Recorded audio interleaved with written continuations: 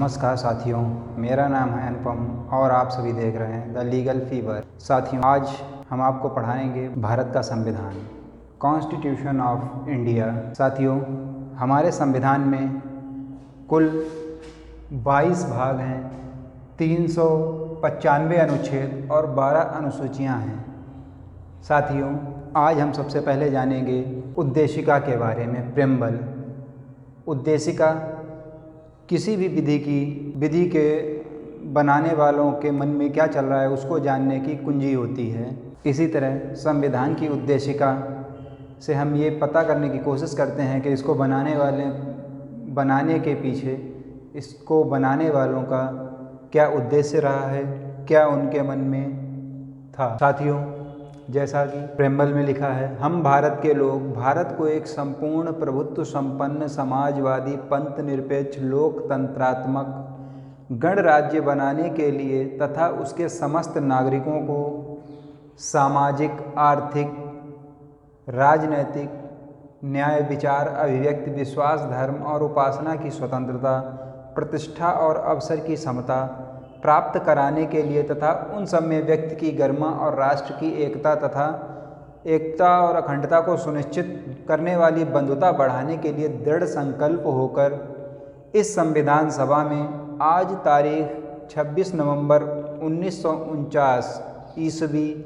मिति मार्गशीर्ष शुक्ल सप्तमी संवत 2006 विक्रमी को एतद् द्वारा इस संविधान को अंगीकृत, अधिनियमित और आत्मार्पित करते हैं। साथियों, उद्देशिका में ये उद्देश्य साफ स्पष्ट नज़र आ रहा है कि भारत को एक संपूर्ण प्रभुत्व संपन्न समाजवादी पंथ निरपेक्ष और लोकतंत्रात्मक गणराज्य बनाने की बात की जा रही है और उसके नागरिकों को सामाजिक, आर्थिक और राजनीतिक न्याय दिलाने की बात की जा रही है। विचार, अभिव्यक्ति, विश्वास, धर्म और उपासना अर्थात पूजा इत्यादि की स्वतंत्रता की बात की गई है।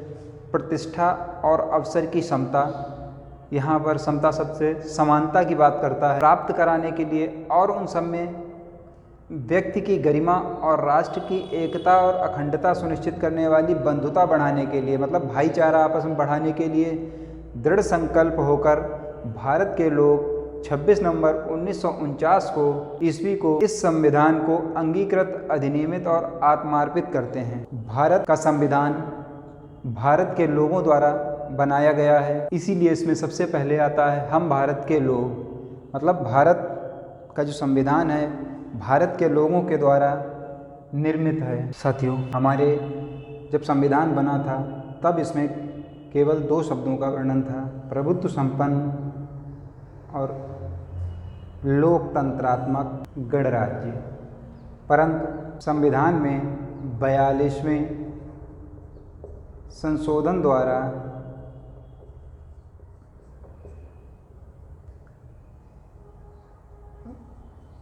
अधिनियम 1976 की धारा 2 द्वारा 3/1/1977 को समाजवादी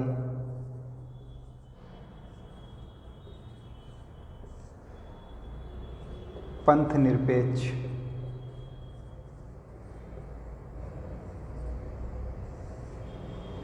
शब्दों को जोड़ दिया गया। इसी प्रकार साथियों, शुरुआत में मात्र एकता शब्द था जिसको इसी संशोधन के द्वारा इसमें अखंडता शब्द जोड़ा गया है। तो संविधान के उद्देशिका के बारे में, तो साथियों, संविधान में जो आज का हमारा विषय था उद्देशिका, यहीं पर ख़त्म होता है। आशा करता हूँ दोस्तों आपको हमारा ये वीडियो पसंद आया होगा और हमें मोटिवेट करने के लिए आप हमारे वीडियो को लाइक, शेयर और सब्सक्राइब करना ना भूलें।